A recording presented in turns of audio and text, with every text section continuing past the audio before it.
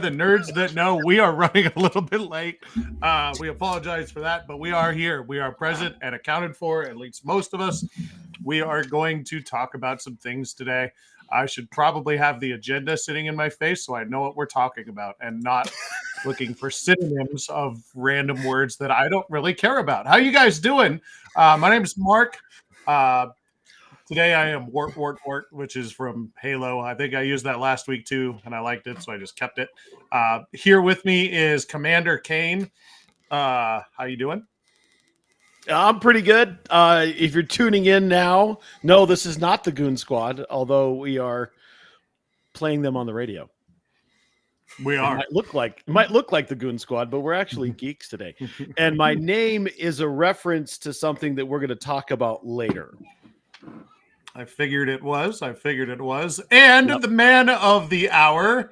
We're going to get into his shenanigans here in a little bit. We're going to also take you guys behind the curtain and have a little discussion about how we want to do this, because I'm not sure. I'm not sure how I want to do this either. But Frank, how you doing? I'm doing good. Good. I'm doing real good. My name is a reference to what's going to happen later also.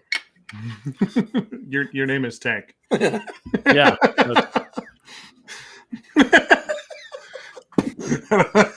That's your name. Hello, Sarah. Everyone says hi. You're getting a wave. That wasn't even the ghost of Sarah this time. No. I found out it was the blurring of the background that was causing everything to run slow on this side. So until I upgrade the old CPU, we're doing it live. Doing it live. We're doing it live. Doing it live. Right. Uh-oh. Somebody's posting stuff. That is a true statement. It was your wife. Yeah, there it is. And she's right. That's why we're dropping one this week. So it's all good. So anyways, let's kick this thing off.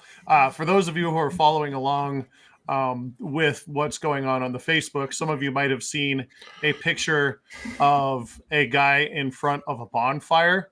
That is in reference to what is about to happen. My question to you guys is, do we want to do this now, or do we want to talk nerd stuff and then get into Frank's hot takes? Do it now. Do it now. By the way, that picture, if I'm not mistaken, is actually me. I think it is actually in front of a bonfire. I think, Lisa, I think I was told that was your freshman year of college. That was my freshman year of college. I believe that's what I was informed of. So that is an actual picture of Frank in front of a big fucking fire. Yeah. And with that in mind, here we fucking go. We are doing Frank's hot takes. If you guys watched the show for a couple of weeks or seen like a half hour, you guys know that we tend to say some really ridiculous shit. And the king, it seems, of a lot of ridiculous shit is sitting directly south of me on the screen. And we love him for it because it is such good content. So, Frank, it is time for your hot takes, bro. What are we doing today? Okay, so figured we can do a little 2 truths and a lie. That's how this is going to be posited. I will offer up 3 what is generally considered hot takes. And you guys will decide which one of them is not true and which ones I actually mean. Going to tell you this now. There's probably a decent amount of the audience is going to be offended at some point during this conversation. As long as it's not like offended for bad reasons, then we're going to be just fine. If they're just mad because you said something dumb, then that's okay. Yeah, mad because... nothing. There will be no racial. There will be no sexual. There will be no gender specific slants towards anybody, because I don't think that way, to be honest. No, you don't. You don't. I can verify that. But you are going to be offended because I will hurt your feelings about something you probably love deeply. And I just want you to understand that while I know that I'm offending you, I don't care, because it is my opinion. Doesn't make it fact. It makes it my opinion. That's what we love. The strong opinions are great as long as everyone is aware that they are just opinions. And right. So you know what they say about opinions? Yeah. They're like assholes. Everyone has one, and they all stink. So with that in mind, I guess we're going to get 2 of Frank's hot takes and one that's not real in a row, and I guess we're just gonna have to guess which one is the not real one. You're gonna have to figure out which one is the not real one. Okay, and those are the rules of the game for those of you who are listening. Frank, why don't you go ahead and take it away? I feel like we need some like theme music or something for this. Boop boop boop boop boop boop boop boop boop boop boop. That's all I got. Okay, so we're gonna start off with a Star Wars round. Oh no. So, first hot take. The Mandalorian is the best piece of the Star Wars storytelling. Completely. Out of movies, out of TV, out of all of it, Mandalorian is the best that they've done. Number 2. The sequel trilogy, that would be the Force Awakens through the Rise of Skywalker, is better than the other 2 trilogies. Overall. I already hate this. Hot take number 3. A New Hope, which is most people's original Star Wars. The first one. Is the first one that was made. Was an average movie, but ultimately it was made enjoyable because of its use of practical effects. The acting was actually not very good, and the storytelling was not either. I'm going with number 2. Yeah, I'm going to say absolutely no way that you're saying that the sequel trilogy is better than the middle. No, I'm actually going to go with number 1 being his hot take. I think. That's the lie. You picking the lie, not his. Yeah, I know. I think that one. I think that one is the lie of the hot take. I think that number 2 is believable for me, just with the upgrade in graphics and the fact that the first 3 movies were terrible, and apparently he doesn't like the first one. So, I'm going to say number 3 is an absolute truth. That one is unquestionably a Frank take. That's my answer. Yeah. Number 1 is the lie for me. Matt says number 2 is the lie. The correct answer is that number 3 is true. I do believe that. And number 1 is the fake hot take. Yeah. It's not the best. It is the second best. What do you think is the best? Rogue One? Yeah, Rogue One is the best. Yeah, that's the best Star Wars. That was the most amazing storytelling that they have done in that franchise. I wholeheartedly agree with you on that one. To me, that's not a hot take. And I think the sequel trilogy as a story, even though the hiccup in the middle one was good, and the kind of the end result of the Rise of the Skywalker kind of took a weird detour. I actually think overall it was better scripted and better acted than the other parts. Let's just move on. No, I want to touch on this for a little bit. I think this is hilarious. Honestly, I'm with you with number 1. Like, I think the Rogue One is definitely the best story writing. Mandalorian tends to be a little bit of fan, they're pandering a little bit, but it's still a fun story, right? But Rogue One, that story is just amazing, and the build up to what's going on in Episode 4 is good. Yeah. I strongly disagree with your opinion of the last 3 movies, merely because the character building and the fact that they just kind of dumped all of the characters at the end. You spent 3 movies developing a relationship, all these different relationships between all these guys, and then suddenly it was just like, it's all done. That's cool. And then you rehashed Palpatine. You basically just did the first 3 movies again. And that's the problem I have big with that, is it's basically just a modern retelling of the same story from the late 70s and early 80s. And Episode 4, I get what you're saying, because budgets were tight and all that stuff, and they were making it in a hurry and just trying to get something on the ground. But it is landmark filmmaking. Based on what? The final presentation, based on everything else that happened around there in the genre with science fiction and other things that were coming out at the time. You can't defend the acting. It was 1977. Yeah. No, okay. So I understand. You look at all the other movies that were coming out in the same genre then. This was far and away way more original. it took another genre story and turned it into something. It was a spaghetti western written into a science fiction opera, basically. And you can't go wrong with anything that John Williams puts on audio. Oh no, I actually agree with you. The audio was the best quality of that entire movie. And considering that what they had to work with then and the budget that they had to do, Oh, I commented favorably on the visual and practical effects. I think that was the best. The thing that they did best was the visual presentation and the John Williams score. 100%. The acting was not good. The story was literally a ripoff of multiple stories.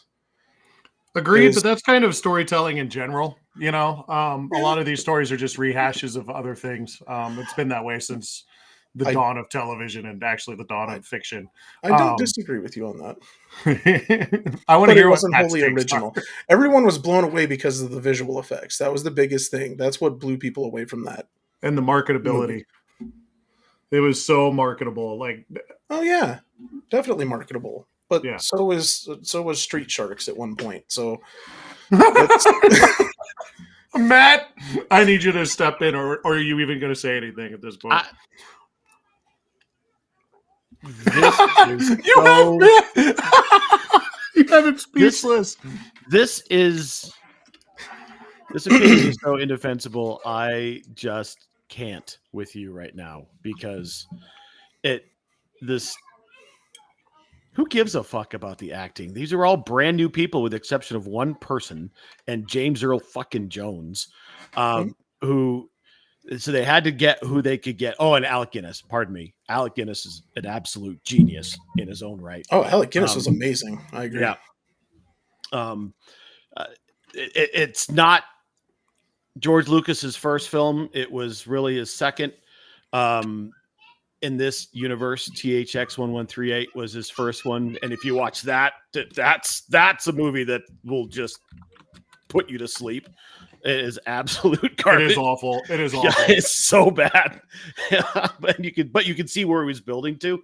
The point is that Star Wars was made as a marketing film. It was made for children. Star Wars in and of itself is for kids, and people who get mad at Star Wars now don't realize that the franchise just isn't going to grow old with you. It's not going to get more mature and tell a different storyline, especially in the movie side. Rogue One, yes, Mandalorian-ish, but it still got its cute, campy moments, right? But the franchise in and of itself is for kids. And I think you're applying a 2020 you're applying a 2024 filter to a movie made in 77, which I don't think is entirely fair.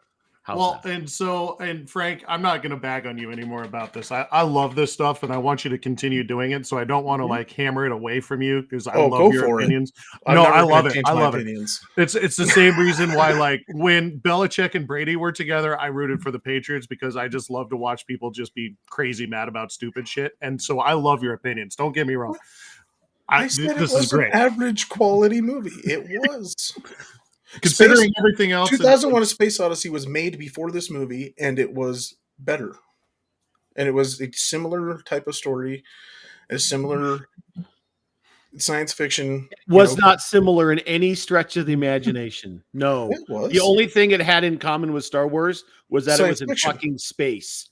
Yeah, it was a better science fiction story. Similar. No, it's not similar. No. So it was better visually, actually. Because Kubrick's a master. I mean, you're comparing two different directors. That's not fair either. So isn't that what you're comparing movies or TV in general? Generally speaking, you're comparing more than one director. Because it's not the same director that made every movie. So you have to compare them to each other and their abilities. Okay, you're comparing Stanley Kubrick to George Lucas. If you're talking about someone who directed a Doctor Who episode and someone who directed an episode of Ahsoka, who no one has ever heard of, yeah, you can have that conversation because those skill sets are probably pretty comparable. Stanley Kubrick at the height of his powers and George Lucas just starting out, not entirely fair. That was the third movie that he had made, right? Because I think it American was Graffiti '2. was before. Oh yeah, American Graffiti Yeah, was American there too. THX was before. So that's Right. his third movie. Kubrick was what, 5 movies deep at that point? And a much So different director. the one thing I will take away from this is your opinion on this is the same sort of opinion that and I love it. Michaela has on a lot of the dated stuff. Our resident dipshit.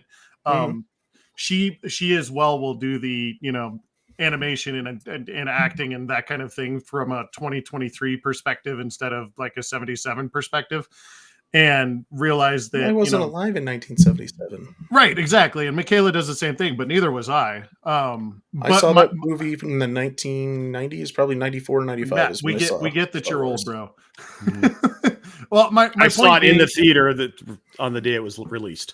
My point being is Michaela has a lot of the same, like, I can't believe they would make a movie like that and actually put that on screen because the graphics are like not, differing opinions, but very similar style opinions. And so I just love the way your brains work because it's so different from, and it just drives Matt crazy. But that's the thing. I didn't even trash him for the visual stuff. The practical effects in that movie were actually pretty damn astounding for the time frame. That's what made it impressive, is all the big lasers and explosions and all the puppeteering and all that stuff was actually, I will say, it was incredible for the time, and that part was revolutionary. Right. You're acting saying was that not, Carrie the story Fisher, was not. Harrison Ford, and Mark Hamill were garbage, and I get that. But, again, I feel like we're just saying that all movies should have a cast list, and they didn't have the budget for that. But I understand your opinion, and I like it. He's just mad at Greedo. I think this is what this is. He's just mad at Greedo. I'm mad at fucking Greedo. Fuck Greedo. McClunky. The McClunky shit gets me every fucking time. That's an edit. That's an edit. I know. That's what I'm saying. But anyways, let's move on to the next. Let's move on to the next set. Okay, so this one will be interesting. Okay. Because the last one wasn't. It was, but Captain Understatement. Okay, Pierce Brosnan is the best Bond actor across the board. He's the best actor. He's the most believable as James Bond, and I think he did the best job. High fantasy is just another way of saying that it's long-winded and difficult to get into. And Guardians of the Galaxy is the best movie trilogy ever made.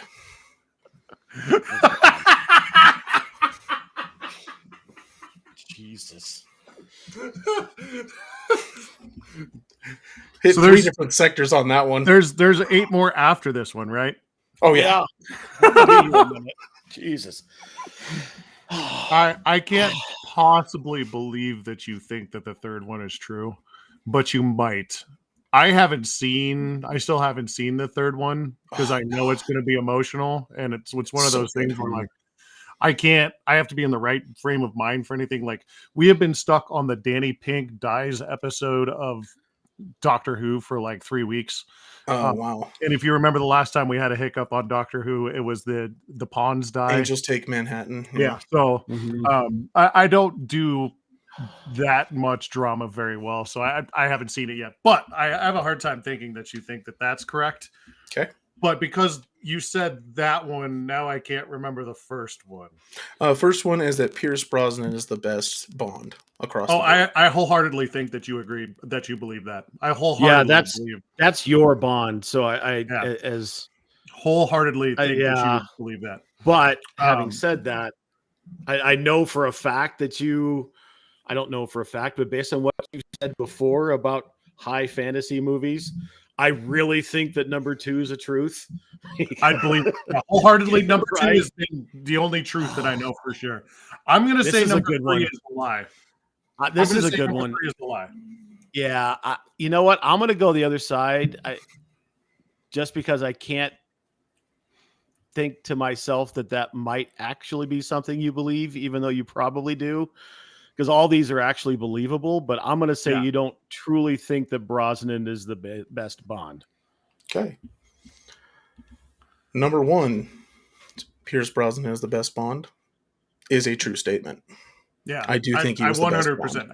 And I don't argue with your opinion because from your perspective, I'm sure it is. And he's your Bond. I don't really have a Bond, but my favorite Bond girl is actually in a Timothy Dalton movie. So if that's wild, yeah. The Living Daylights chick.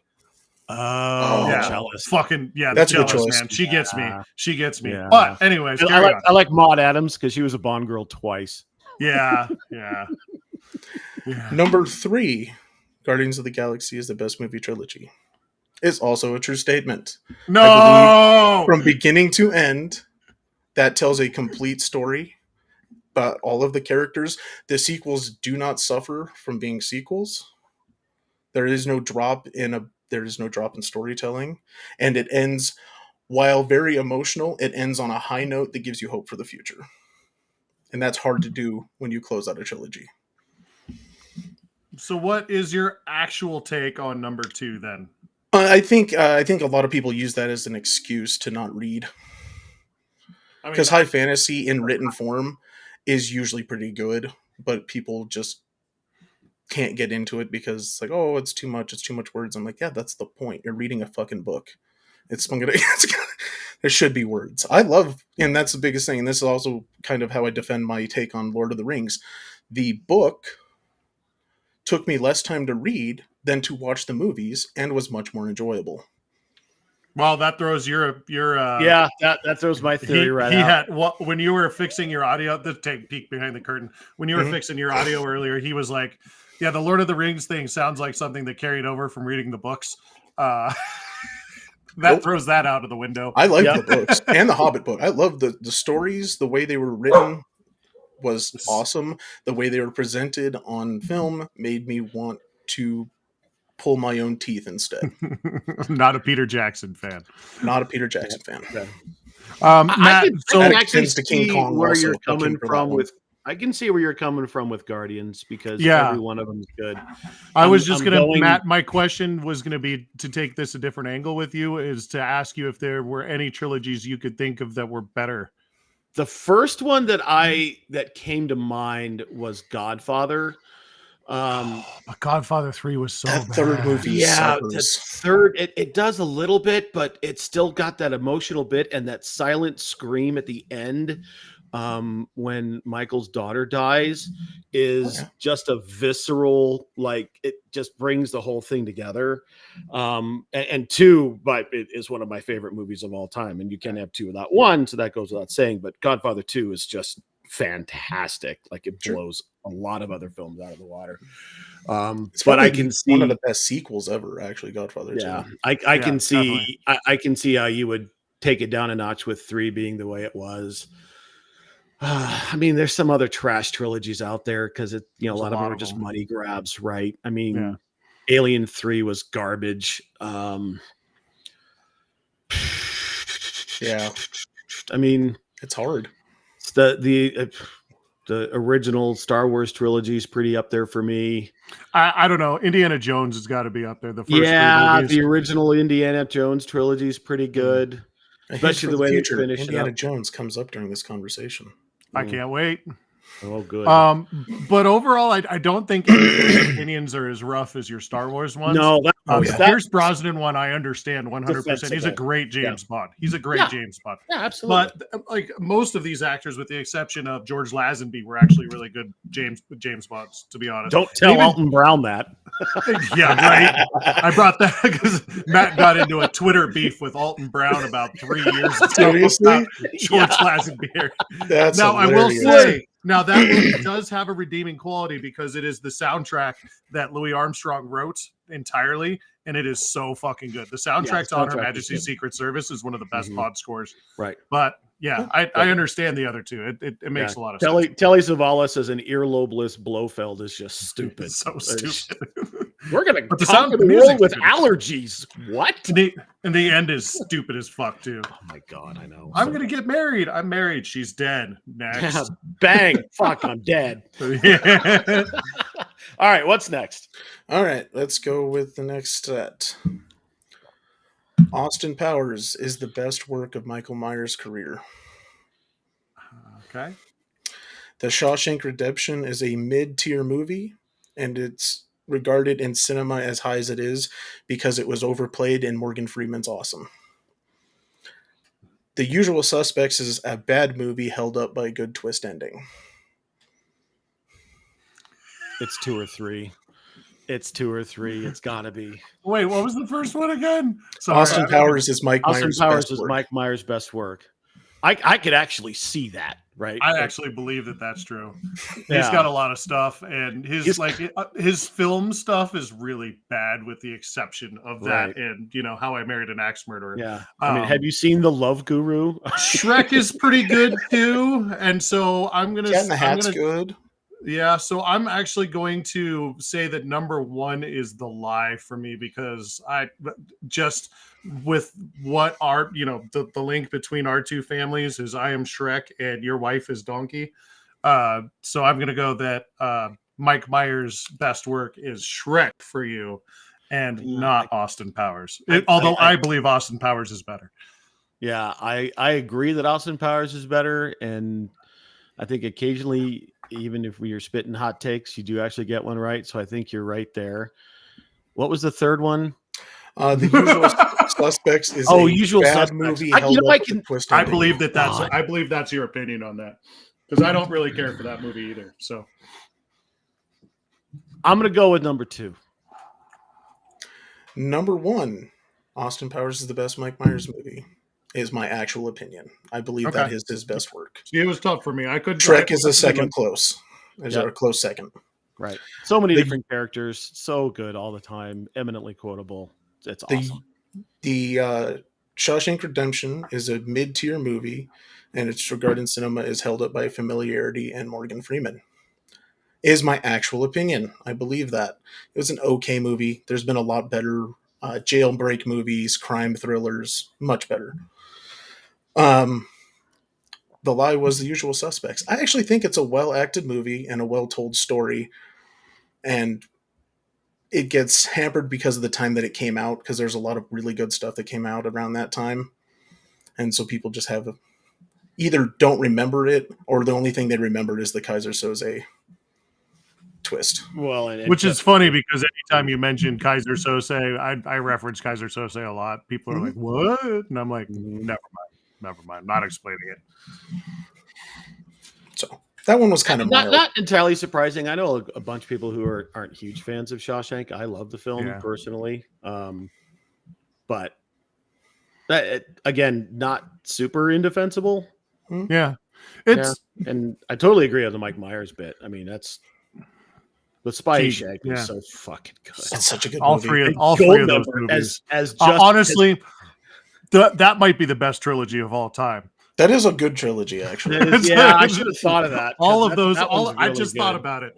That all of those movies are great. They are super campy. They don't have the emotional parodies. component. Really they don't have the emotional component that Guardians does.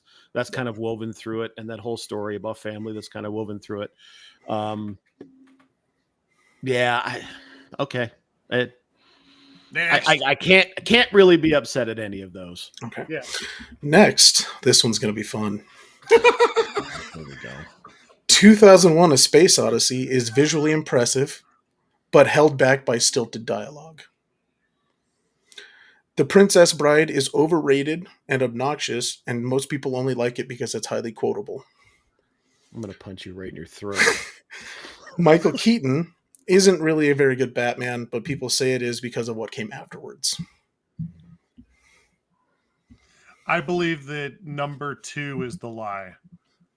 It sounds too much like a real Frank hot take to be an actual real Frank hot take. How do you know what my hot takes actually sound like? I guess that's kind of the point of the game. Listen here, man. We've talked once a week for 2 hours at a minimum every day for the last 3 years. I'm starting to pick up on what you're putting down a little bit. But I think The Princess Bride is going to be the one where I draw the line. I wholeheartedly believe number 1 is true. Mainly because that's how you described it earlier. Oh, you know what? he has already proclaimed on this very podcast that Michael Keaton was his Batman. So I'm going with number 3 is the lie. I could see that too. Have I said that? Yeah, because we were talking about him showing up in The Flash. You were super excited for that. I was excited for that. Because you said I thought I said Christian Bale was my favorite Batman, though. You claimed him as your Batman. You said it. Oh, I don't remember. You said that might have been me saying Michael Keaton. That's the Batman I grew up with. I'm really excited for that because I was talking about how I just was not ready for that stupid movie, and I can't believe they're pushing it. You're like, well, I'm excited for Michael Keaton again because he was my Batman. Yeah, I'm sticking with if you hate The Princess Bride, I owe you a throat punch. That's what I'm sticking with. Okay. Throat punch inbound, I think. The Princess Bride is overrated and obnoxious, and people only like it because it's highly quotable. I actually believe that. I find that movie boring. I owe you a throat punch. I think Stardust was a much better movie. If we're going to talk about that kind of campy, high fantasy which one? Story, Stardust, much better. Stardust is great too. But that Stardust style of movie good. Where it's that kind of that campy fantasy kind of story. Yeah, I just find Princess Bride annoying, except for Andre. I really appreciate his part. Okay, I hate you, but go on. 2001: A Space Odyssey is visually impressive, but held back by stilted writing. I actually believe that. Also, yeah. Well, I mean, there's no dialogue in the first 20 minutes. So the lie was the Michael Keaton. Of course, Michael Keaton's awesome. Although Batman Returns is probably my least favorite Batman movie. It's not that great. Even though the acting is really good, there's visuals, but the story is just so trash. Story is so crap. But yeah. So yeah. Michelle Pfeiffer though, come on. Oh yeah. Awesome. Meow. Yeah. So yes, exactly. Michael Keaton for the first movie was awesome. Again, so my question is, hold on. No, I have one question. Go ahead. Who hurt you? Princess Bride in such disdain because that movie is beautiful. Find it funny so many ways. I don't find it funny. I think Carl Hughes is annoying in that movie.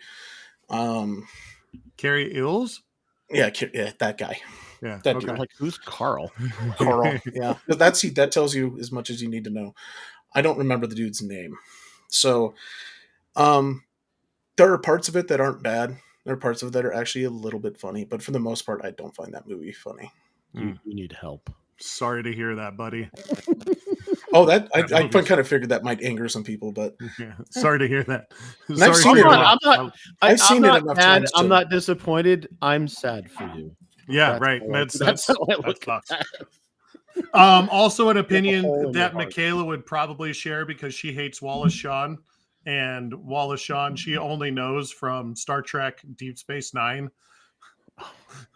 So she literally won't watch that movie because Wallace Shawn is in it. Weirdly enough, I actually find him entertaining, but yes, once again, his shtick got a little too much for me in that movie.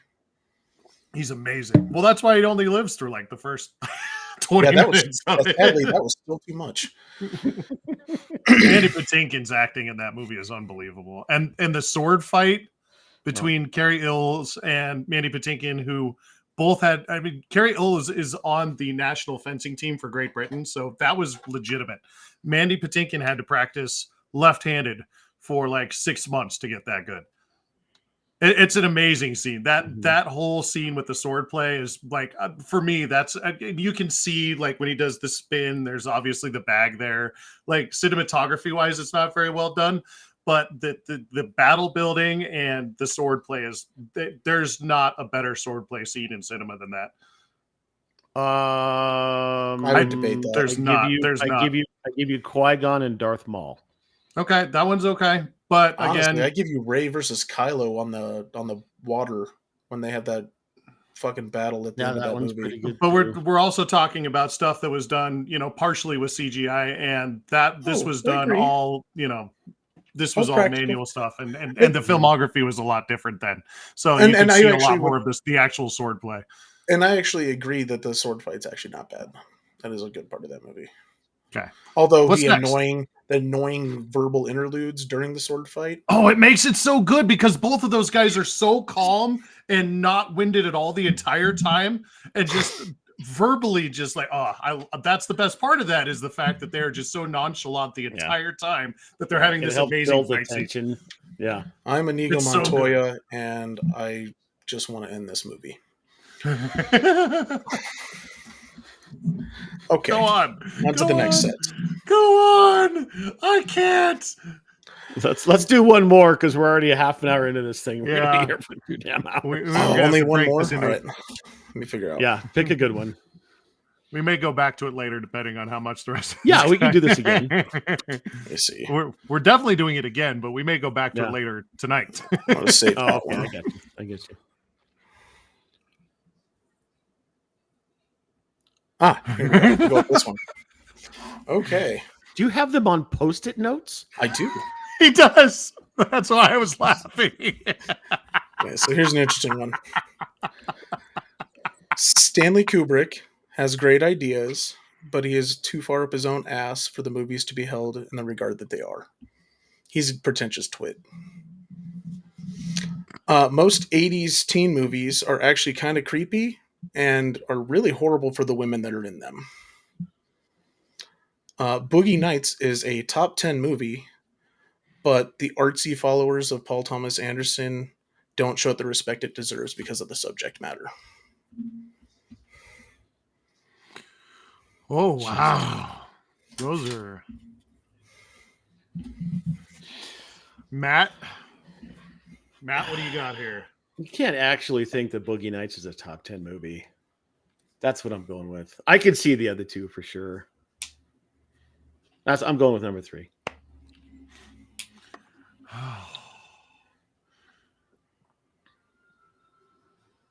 I'm going to just to be different go with number 1, just because. Okay. Stanley Kubrick has great ideas, but he's too far up his own ass. That is a true statement. That guy is a pretentious ass motherfucker. And the reason that his movies aren't as good as they should be is because he thinks he's smarter than the audience. Most 80s teen movies are actually kind of creepy and are horrible for the women in them. I 100% agree with that. Pretty in Pink is one of the creepiest storylines of a movie ever. 16 Candles is fucking horrifying. And a lot of those movies, the women are literally just there to be eye candy. And the hero of the movie is usually a douchebag. You've never seen Better Off Dead? I have seen Better Off Dead. I said most. I didn't say all. Okay. Yeah. Better Off Dead. There's a few. I could see that take. Like this. No, absolutely. Most of the time, that's accurate. Right? Better Off Dead is not that movie. Better Off Dead, 16 Candles, Breakfast Club, but the rest of them, you're like. Boogie Nights is not a top 10 movie, but it actually is Paul Thomas Anderson's best movie. His other stuff is kind of shitty, honestly, for the most part. He gets a lot of positive reviews for Magnolia, but that movie sucked.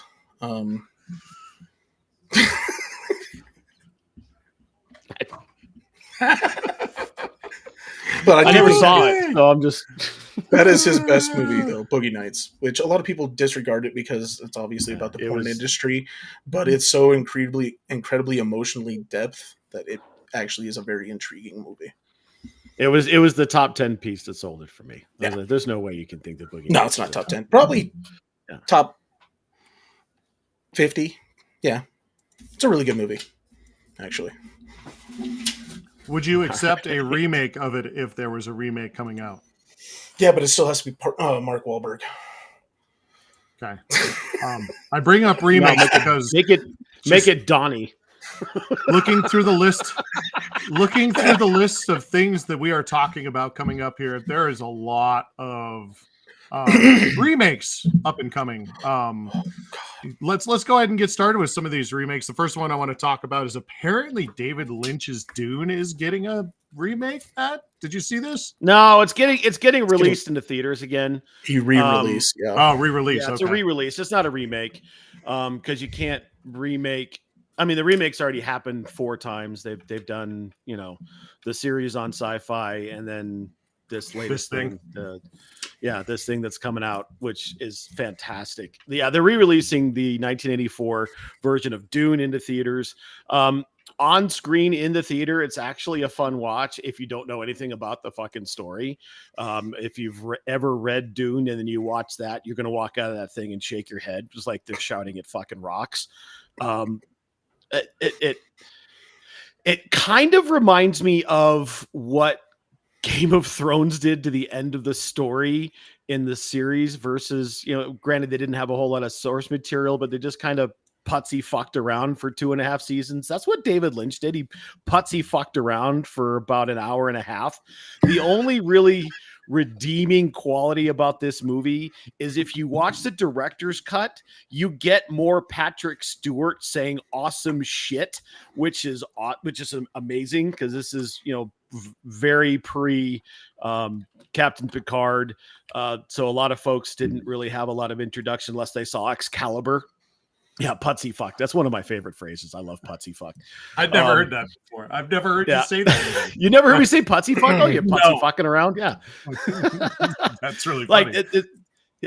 Gurney Halleck often quoted poetry in the original book, and he did some of that in the director's cut. Now, the director's cut's 4 hours long, and you only ever see it on like the MGM channel, but there's some good stuff in there, but it's a disservice to the source material. And like I said, it's worth a watch if you don't know anything about the real story, but because it's really easy on the eyes, and the cinematography is awesome, and the way they portrayed the worms and the special effects with the eyes, I thought were pretty cool, but overall it's just kind of and that's coming from a massive Dune fan. I think that proves what I was saying earlier too. High fantasy is awesome, but for some reason, that conversion to the big screen is such a fucking rough transition so often. It's weird that that's such an issue, It's weird. It's weird to me. Yeah, let's talk about Herbert was really wordy in Dune, and he got worse in God Emperor, and he got better as he moved along. But still a good story.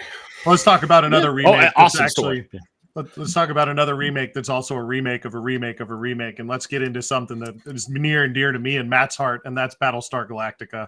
And they're claiming this is a remake of the remake. This is a reboot based off of what we've already seen in recent years, not the 1970s stuff, but that's where the source material comes from. That's all I know about this, so I'm kind of leaning on you guys for any more insight you got on this one. So it's a remake of the 2000s version of it, or the 2010s? It's a reboot of the franchise. It's a reboot of the franchise. And what the article, and I think it's on Screen Rant, doesn't call out is that the original, well, what they're calling is the original in 2004 was actually a reboot of 1979's Glenn A. Larson's single season of Battlestar Galactica, which was fantastic, not even counting the iffy miniseries that came out in 80, which had 4 or 5 episodes and didn't have Dirk Benedict in it. And it had Commander Adama with a beard, which was a little bit off-putting. But yeah, you can't say you're rebooting the franchise without actually calling back to the original in 1979, which is where the whole thing fucking started. Yeah. Here's my biggest problem is, are they ever going to finish Caprica? I know they're not, but man, that fucking, I know they're not. They're never going to do that. But that, I was so disappointed when we only got what we got about Caprica. Caprica was so good for the short time we had it. But maybe we'll get similar story writing from that, in this. Because it was fun. It's going to be really interesting to how they actually tell the story of the genesis of the Cylon. In the original series, the Cylons were actually a race of lizard people who created the Centurions to chase the humans across the universe. And in 2004, it was the humans who created the Cylons, and they turned on them. Yeah. I do like that they're going to play more in the AI space, which I think makes it very timely. And there were a lot of those themes already in 1979, even though they didn't know it. I mean, they were AI, and definitely were AI, even though they look like people in 2003 or 2004 going forward.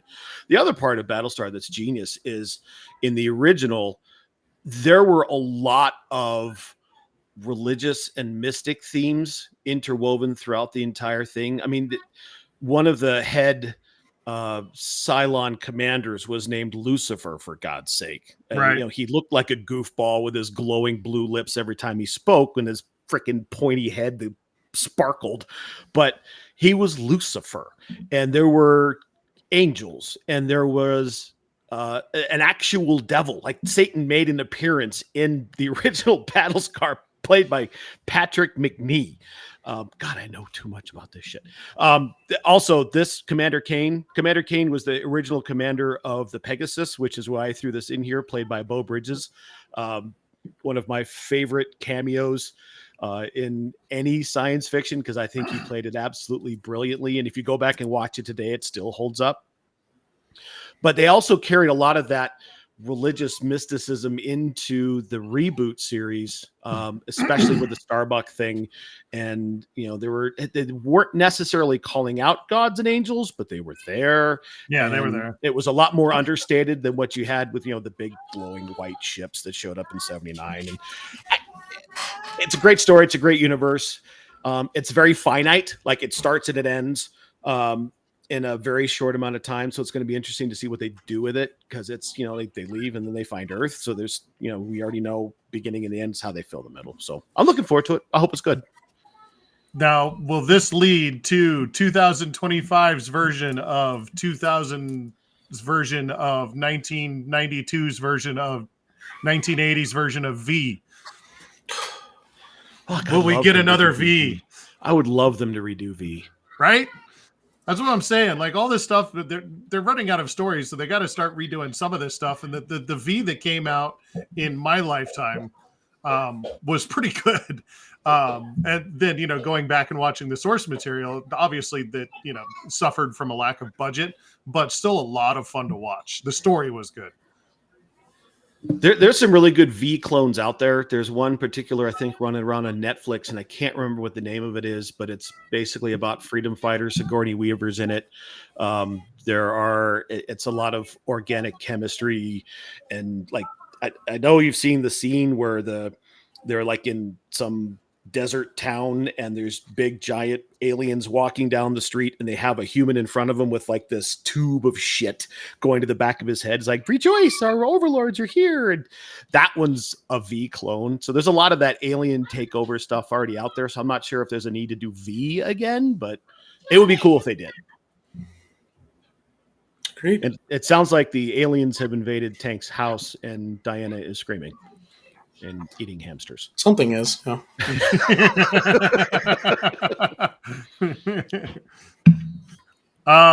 One other remake / possible reboot / sequel that's coming out. We all know that the Marvel Universe is going to be graced with at least one more movie with Hugh Jackman as Wolverine.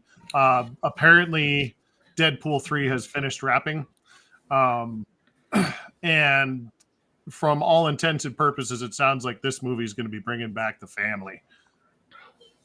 That's what it seems. All of the rumored casting and all of the kind of hints that we've gotten, especially across social media through like Instagram and Twitter and all that stuff, seems to be they're bringing back as many people as they can from the first run of X-Men movies from the early 2000s. Should be interesting to see what they're going to do with that. You know, are they going to just Deadpool kills the universe style, or are they going to try and integrate them into the long-term story? Yeah, I think it's going to be a very multiversal movie. Because you have to, because, you know, you already know the story of Logan, and this is going to be it looks like a different Logan. Like, we've already seen a different Professor X. We saw the original Professor X really in Doctor Strange. They have to bring them in at some point, and without actually having a movie to do it, like an actual X-Men movie, it seems like a natural fit with Wolverine being in the movie. So I think it's definitely an entry for the rest of the mutants, because we already have seen a couple mutants so far, and there's more to come apparently. So I'm excited. I love Deadpool. Same here.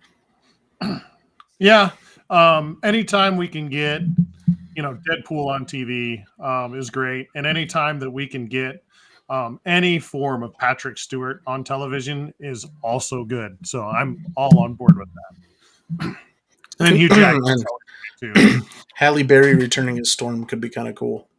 That would be a lot of fun, actually. The ageless Halle Berry. Yeah, she showed a short spiked white haircut again, and that's kind of where that rumor came from. Yeah, and Patrick Stewart's doing anything he can, which is awesome because we need as much content as we can from him before anything happens. Before he hangs him up for good. Yeah, right. Before the Enterprise comes into dock for the last time. Yeah, I mean, I'm looking at the rest of this, and they're all links, and I didn't read any of the links. So, what of this did you guys want to talk about? Well, we could talk about the Hercules live action remake. So Disney's going to be remaking their version of the Hercules story again as a live action, and apparently the rumor of the current frontrunner for leading man is Michael B. Jordan. Interesting. I'm sure that's got a lot of people pissed off in certain parts of the country. The only thing I've got to say is you got to bring back Danny DeVito for that one. That'd be fantastic. I have to bring back Danny DeVito for that one. There's certain people we talk about that you just can't replace, right? In all of these films, and Danny DeVito would be one of them. Agreed. But yeah, that's their current rumor, at least, is that he's the front runner. So, that'd be an interesting approach. While we are on the subject of stuff that's on the Disney multiverse of things, let's go ahead and talk about it, because I just got through the first 3 episodes just to freshen up here of the What If Season 2, which has made its full bore at this point. So what do you guys think about this one? The first 3 episodes I really enjoyed. Oh, hold on. We've got... it sounds like we have mutants coming in the door. Yeah. There's one mutant one. She better not say that. Uncle Gonzo? Yeah? Why is your name Putsy Fucked? 52 seconds and 52 minutes, 35 seconds, 52, 37. That's a good timestamp there. Okay, good. Carry on. Scarlett, Mimi wants to know if you got your film. Yeah, I did. Okay, good. Okay, good. You broke Uncle Goon. Hey, you Joe. broke Uncle Goon. I knew she was going to say it. I knew Hey, Joe. Commander Kane. Yes. So say we all. So say we all. Karen loves you. A double. But I'm Pussy Fucked. 30 seconds. You should probably change that. I guess the horse already left that barn. Yeah, huh? right. Yeah. Hey, Uncle Gonzo. Hey, Joe. Uncle Gonzo, Joe. You're Joe? I'm Joe? I'm Joe. Why am I Joe? Because you're just Joe. Oh, okay. I'm fine with that. I've been called worse things in my life. Trust me. I'm going to call you Joe my whole entire... I'm going to call you Joe my whole entire life. Oh, boy. That'll be a really long time. Hey. How long are you going to live? 1 million years? 100? Okay. I'm good with that. That's a good long life. You're Joe forever. Yeah. Fuck. I like Gonzo better. Can I be Gonzo again? No, Joe. I don't want to be Joe. The Joe. Okay. I guess I'm Joe. You have been officially glossed, Joe. Yeah. What do I know? Love you. Good night. I want Good night. I wanted to talk to King. You just Everyone wants to talk to the king. Hello, Yeah. sweetheart. Yeah, kings are the best. Yes, they are. Thank you for recognizing that. And adios. Yeah. Sent you a couple of timestamps, so if you get confused about the text I just sent you, Matt, that's... Oh, I don't post this, so... No, I know, but the timestamps are for my information. Okay, good lord. Because I am 100% pulling those clips from Facebook. Uncle Gonzo, why is your name Pootsie Fucked? God. I knew I tried to change it, and then I was like, nope, I'm just letting it ride. She's going to say it. When did Triffin become the timestamp? Because you put it in that group chat. Oh, did I? Yeah. Oh, Triffin is the keeper of the timestamps now. You're the keeper of the timestamp. You get to hear Scarlett call Mark Pootsie fucked. Twice. This is. I wonder how long that one's going to live in your house, Tank. That one's going to be funny. She's going to wake up in the morning and just say, Pootsie fuck. Oh, that's going to happen, yeah. That's 100% going to be... That's going to be at least a week's worth of just dropping that word. Yeah, you're going to... Oh. Sorry about that, buddy. It's okay. You get to explain it to Donkey. Okay, that's fine. She's gonna be mad at me. Should I just apologize now, dear Donkey? Carry on, guys. Dear. All right, what if? What if season 2? Yeah, what if season 2? Watch the first 3 episodes. Want to talk about the Christmas episode first, if we can. Die Hard but Happy. Happy Hulk, Die Hard. Mm-hmm. I loved it. I thought it was great. I kind of don't know where she is. I have not, honey. It was in your room. Sorry about that. No, that's okay. Die Hard, Happy. Anytime I can get Happy, I'm in good shape. I think he just adds a lot of fun to it, and he's just that man is just a genius anyway. So it's just I'm glad he gets some screen time. But I really enjoyed that episode. It was a lot of fun. Oh yeah, definitely. I think I like what they're doing with their multiverse, that they're kind of building it up slowly still, but they're looping in things we already know and expanding on those things. Mm-hmm.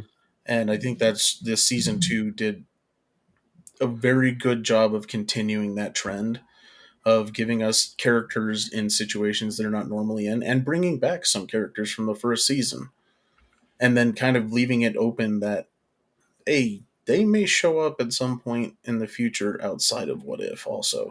And that was really well done. Apologies sent to Stan. We'll see how that goes. Whew.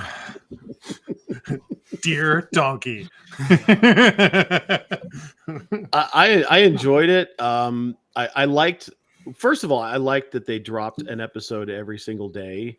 I thought that was a pretty unique way to do it. I didn't think it was as good as season 1, but that may have to do with the newness of the way they told the story in season 1. It was more of a continuation, so there wasn't a whole lot of, oh, that's cool. Oh, that's cool. Oh, that's cool. It was more like, oh, I've seen this. And, but the story is excellent. I was not prepared for the minor twist at close to the end there that I will not share.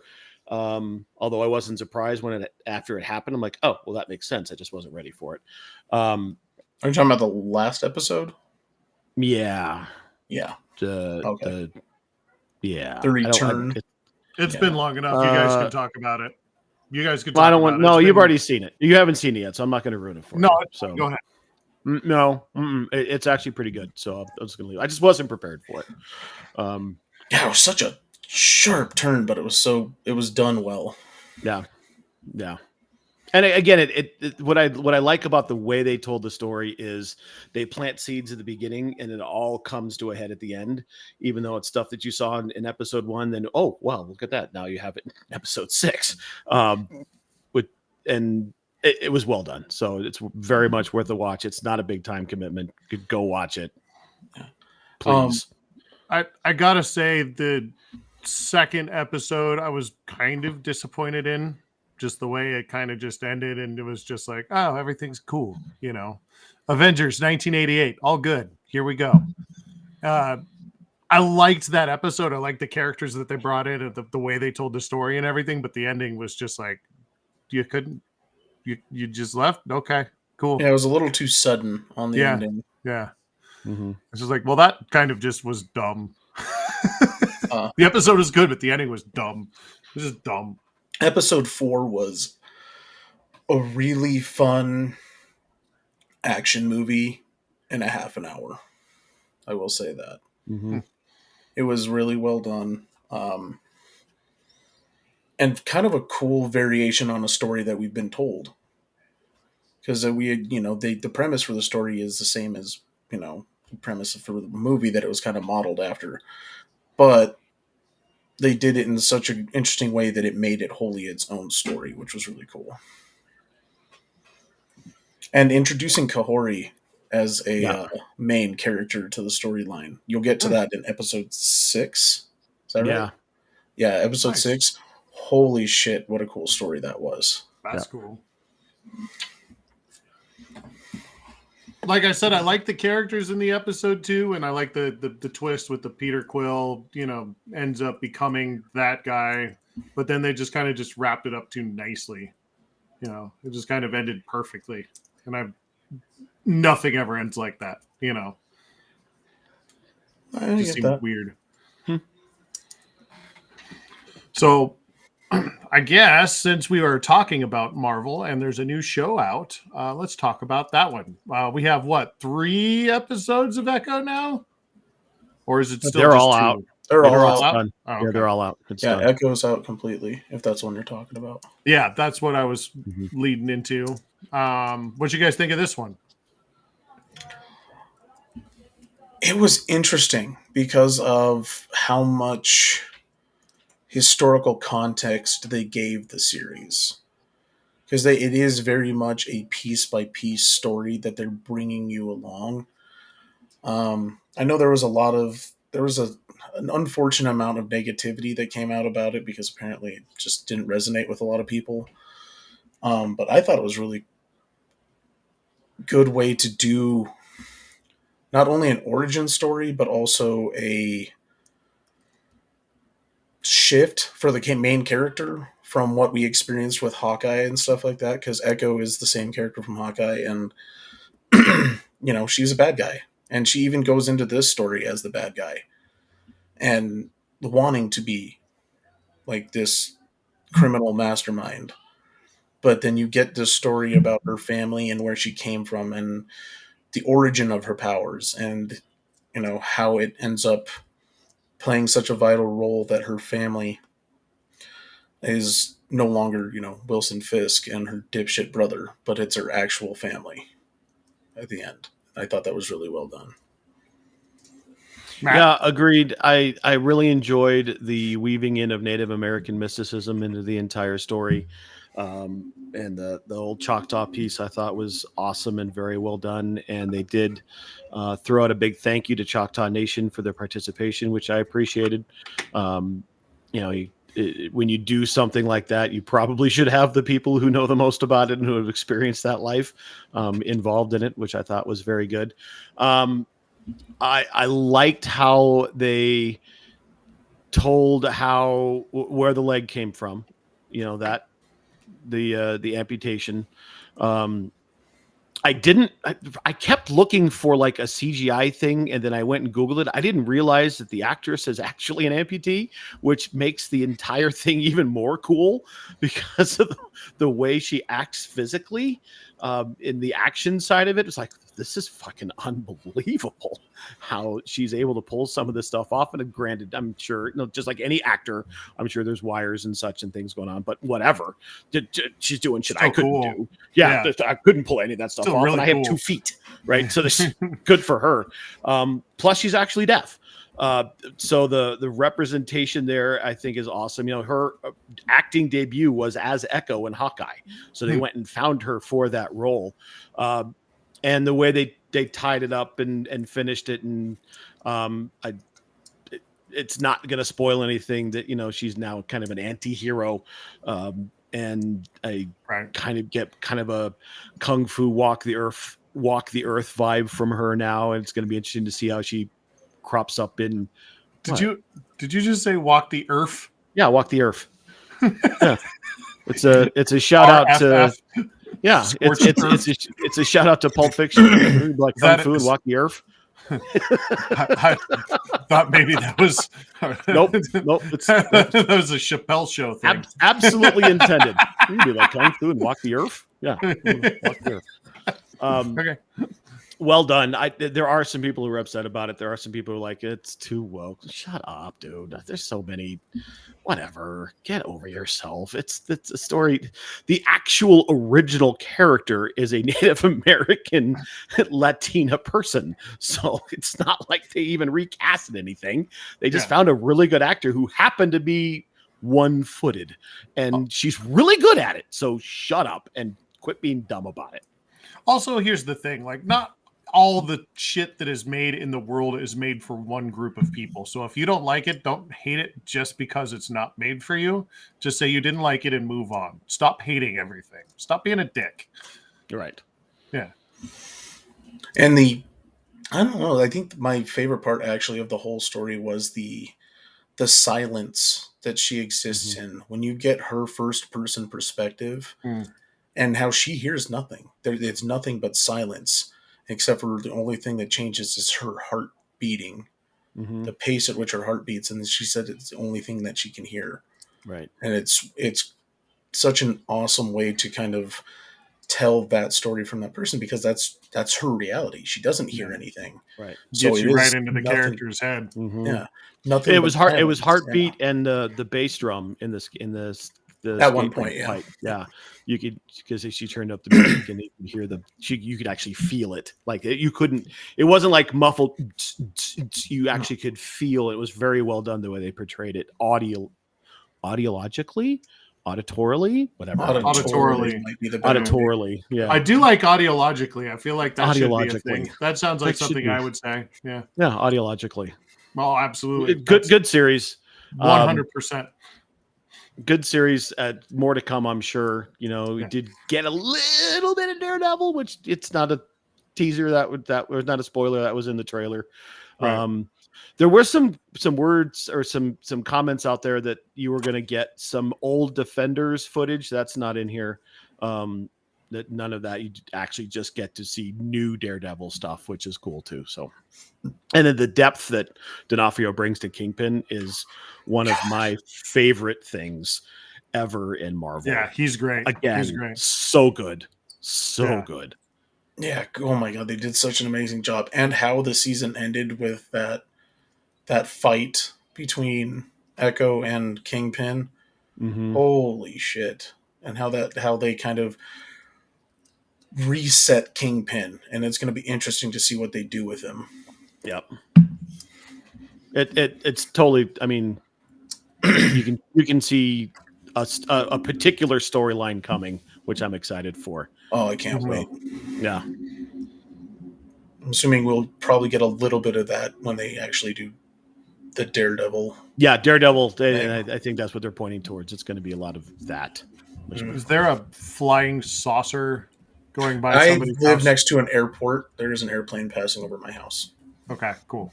Just making sure. I was like, I don't want anybody to get abducted on air. unless that'd be awesome. I have my phone rolling. I want to make sure I get that with my phone camera. Well, we're recording, so we'll have it saved for posterity. Yeah. Right. Well, and then I'll record the recording, and then it'll be double posterity. It'll be the Illuminati is coming shit, after Tank for saying what he said about Stanley Kubrick.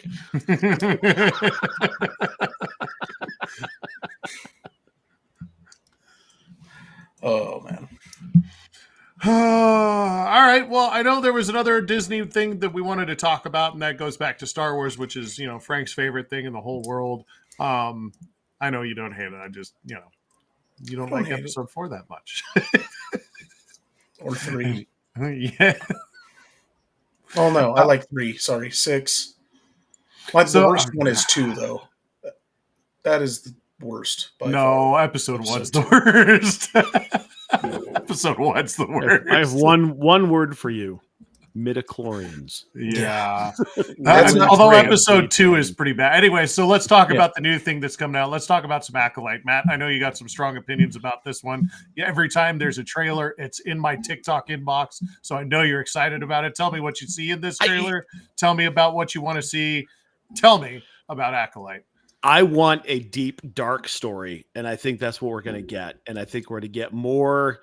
I think they're going to dive even more into Jedi magic and a lot of the stuff that exists outside of Jedi magic. I mean, I would not be surprised if we got more Dathomir. I would not be surprised if we got more just almost underverse of the Force. And the visuals look amazing. I just hope the story holds up to it. I'm sure that it will, because everything Filoni touches is amazing. So what I want is, I don't want uplifting.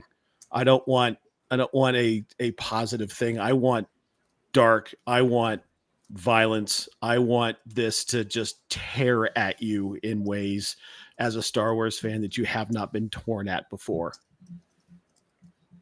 Right. I agree. Yeah, minus Han getting stabbed by his kid. That's the most heart-wrenching thing I think that Star Wars has done to this point. And I agree. I want this to be desperate and gritty and hard to deal with. Yeah, I'm down for that. Sounds good to me. Bring it on. Bring it on. The rest of these links, I'm not sure what any of this. No, there's a couple things. Let's talk about Pal World. Pal World. Oh, Pal World. Yes. Pal World. Yes. The game that has just hit the universe just way bigger than they anticipated, I assume. They sold 5 million units day one of Pal Worlds. And you're kind of hinted at the idea that it's kind of a ripoff of Pokemon a little bit, with all the characters, and because it is a bunch of little animal characters and you're capturing them and blah blah blah. So a lot of people describe it as Pokemon with guns. And there is a little bit of truth to that. I actually took some time to play it and get my own opinion of it. It does definitely have some vibes of that, where you are capturing these animal creatures, and you're more, though it's less about them being your friends, which is very much Pokemon. It's your friends. The Pokemon are your friends. You take them with you on your adventures. This is more like slavery, because you're essentially getting these animals, and then they start working for you in your little home base. And how you catch them, rather than battling them with another animal, is you can punch them, shoot them with arrows, hit them with baseball bats. Yeah, it took the concept of like the whole dog fighting thing that Pokemon got dealt, and actually just dives right into that and said, no, this is how you actually do that story. It's kind of messed up. It's a little bit twisted in its own thing, but it seems to hit it's huge. It's one of the biggest selling games of the obviously very short year, but it's even in the last calendar year pretty successful to this point. And 7 million copies in 5 days, something like that. It's an absurd number, right? And I think it has a point. There's not a whole lot of story, to be honest, but I think that it's still in its it is still in its beta stage technically. There's going to be a lot of supposedly there's going to be a lot of changes and improvements made onto it, and more of a story coming out at some point. But it is kind of, I don't know if either of you guys have played Rust, where you're kind of civilization village building kind of a thing. It does have a component to that. I've played Civilization before. That game is awesome. Well, it's not that in depth on the. It's more of like you can play with your friends and you guys can actually build sort of a village, and resources, and you have to defend your resources and stuff like that. And it does have some elements of Rust and Pokemon with a weird component of violence on animals. But it's well done. It's visually kind of interesting. Very much, you can see it as being a Nintendo game. And the funniest part is that Pokemon company Nintendo has tried to sue them multiple times already, but they have avoided the copyright infringement. Even though, if you look at the characters, you can kind of say, yeah, there's some cutesy every gameplay I see, I literally think it's Grookey. I literally think that fucking little green monkey is Grookey because it looks exactly like Grookey.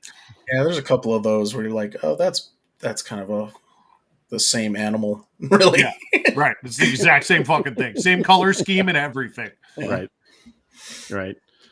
It definitely, like Tank said, it's not nearly as grand of a scope as like Civilization is, but it's got a much more granular look at that kind of world building. It's gonna be interesting to see what it does. And it's perfectly summed up Pokemon with guns and a little bit of world building kind of sprinkled in over the top. It's funny what hits sometimes, right? It is so weird. Where did this come from? Yeah, I didn't hear anything about it until it dropped. Yeah, I'm sure the guys who made it are even like, oh. Yeah, we thought it was awesome, but we didn't realize you guys would think it was awesome. Right. And someone did make a build of it using actual Pokemon. That was immediately taken down, and I think that guy's getting sued. Yeah. The modders out there that are the modders are crazy, man. Right. But it's not only is it successful like monetarily and with the concurrent streams. I think they topped out at like 1.8 million concurrent players at one point, which is crazy for a game that kind of came out of nowhere. But it's also critically getting scored well. Wow. By the player base. It seems to be enjoying it to this point.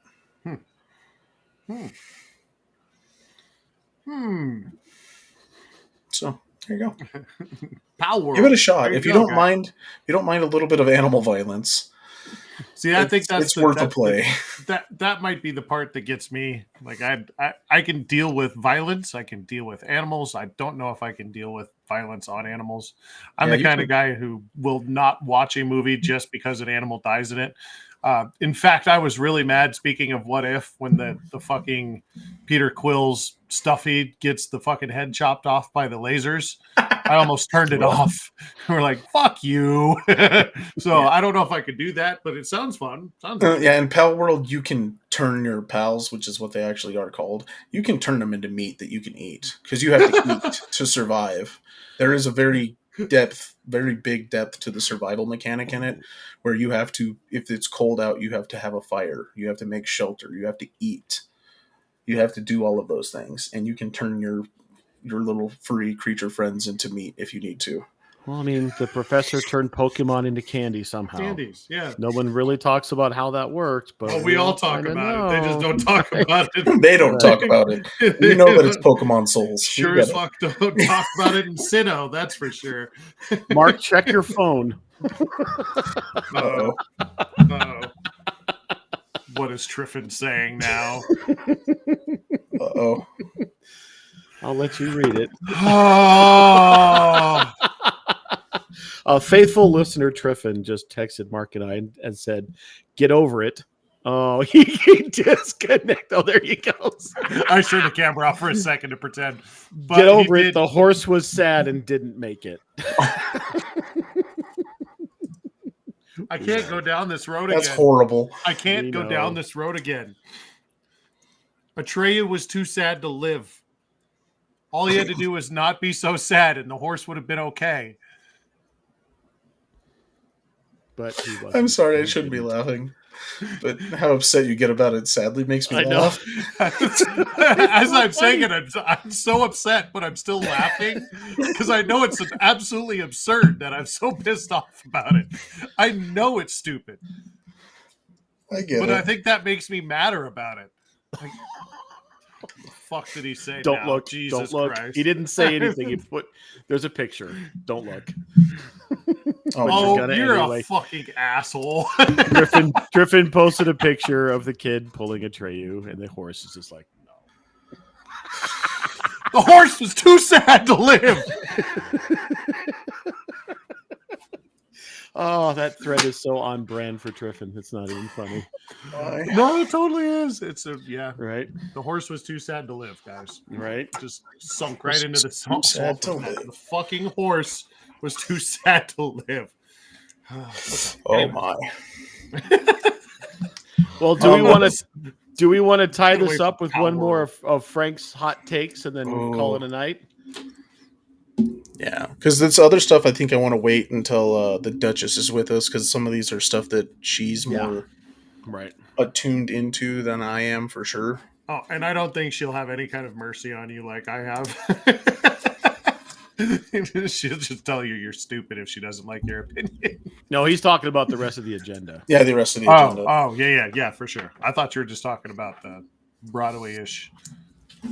Oh, no, but I can go into one that specifically will probably grate her nerves a little bit. Oh, hold on to that one. Yeah, hold on to it. Yeah. Put that Post-it note off to the side. I'm going to put that one right over here. Fucking Post-it notes. Jesus, get a notebook. I have several, but I don't have a lot of. That's three. I don't have a lot of space for writing where my desk currently sits, so it's easier to just post a note it and set it on there. We do 2 podcasts, guys. We do 2 of them. Yeah, it's not the only one we do. But this one can be entertaining. No, this one's both of them are extraordinarily entertaining. We think so. That's the whole point. The other one is the #1 podcast in the world for 7 people. I still love that statistic. That's amazing. It is the new tagline if you look it up on Spotify. That is the best. So good. All right. So we are going to go with this one to end it. I don't know how hot these takes are, but I've heard the opposite of a lot of these takes, so let's go with this one. Okay. Avatar is overrated and is basically Dances with Wolves with prettier CGI. I've heard you say that one before. The Incredible Hulk with Ed Norton is underrated and gets buried for no good reason. John Carpenter movies are good in general, but They Live is actually not a good movie. Which one? They Live. Oh. You know what? The way you trash some older movies, I absolutely think you probably believe that.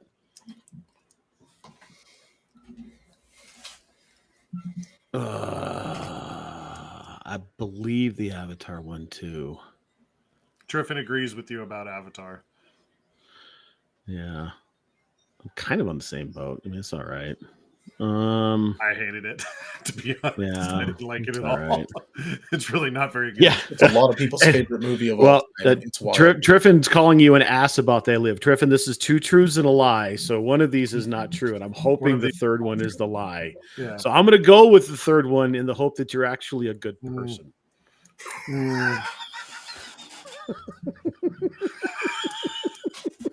See, but here's the thing: is They Live is a fun movie, but it's not a good movie. Come It's a great on, movie. It's not a great movie. It is with all of its, it is not a good all of movie. its anti-capitalist messaging and no, it's I get it, and it's fun, and it has a lot to say, but it is an awful movie. The only redeeming quality about that movie, here who can see.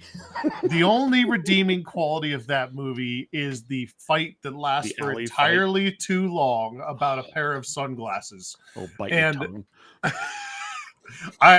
I think that movie is also overrated. I may just be bitter right now because Triffin's getting on my nerves. But what was the second one? The Incredible Hulk with Ed Norton is actually an underrated movie, and people bury it for no reason. I think that you think that that's true. That's hard. I'm going to say that you think, just to be different, I'm going to say that number 2 is, I think number 2 is real, but I'm going to say number 2 is fake. Just to be different. Avatar is overrated and basically Dances with Wolves with pretty CGI. I believe that fully. That movie, you've said that before, is not. It's not the world-breaking movie that everyone seems to, or a lot of people seem to think that it is, and that includes the second one. It's okay. It's an okay story, but Jesus Christ, it's the story we've heard 1,000 times. It just looks prettier. It's fucking live action CGI. It's live action and CGI Fern Gully. Yeah, that's exactly what it is. It's not. It's not amazing. It's okay. The Incredible Hulk with Ed Norton is underrated and gets buried for no reason. I fully believe that. I think Ed Norton was He's a good person. Very good, very good portrayal of Bruce Banner. And that movie gets so much hate just because it landed in such a weird spot, and then all the issues that came afterward with Universal Studios and all that stuff. Yeah. The lie, obviously, is that I do believe John Carpenter is a good director, but They Live is actually a pretty good movie. It's super campy, but it fits the time frame so perfectly for one of those. It fits the acting. It fits the acting very well, and it does tell a really interesting story if you pay attention to it. Yeah, and there's lessons to be learned. It's just, I don't know.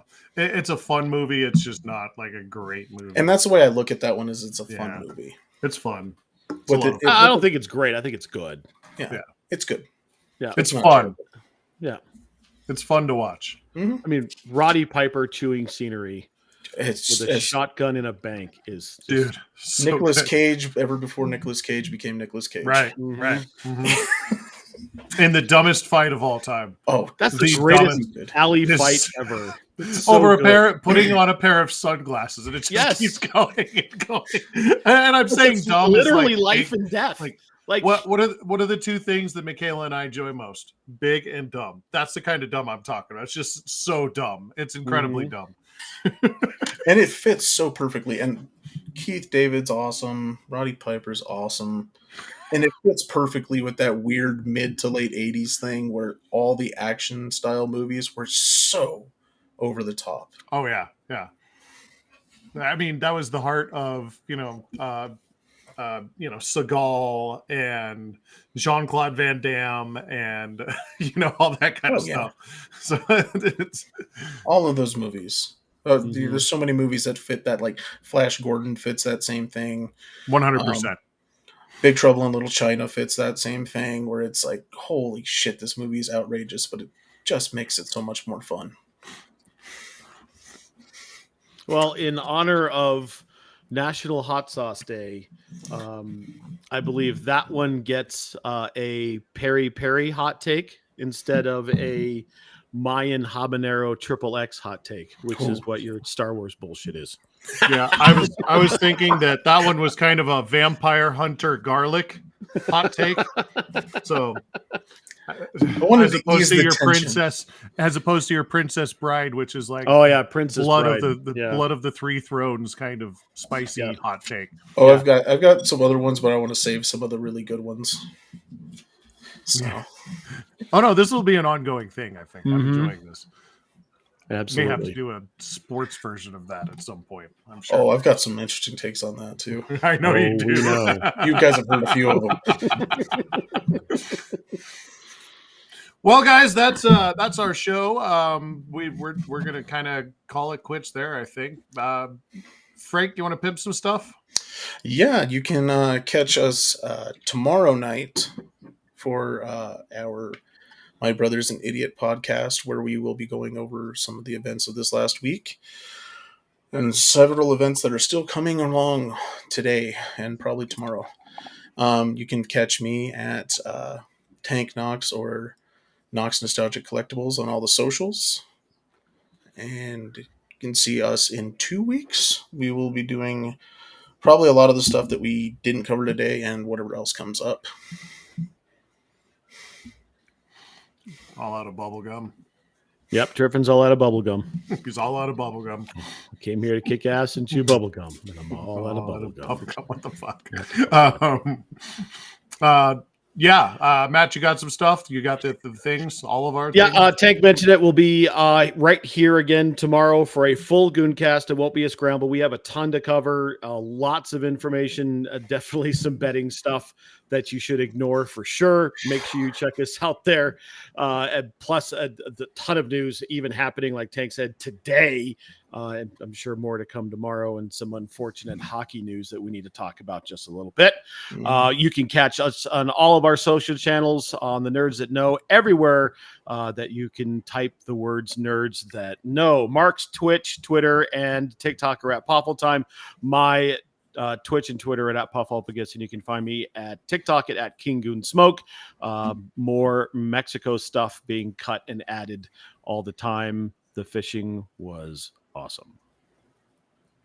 There you go. Well, that wraps us for the evening, and we don't do the cue quotes anymore because I broke that one time. So, bye. Such an asshole.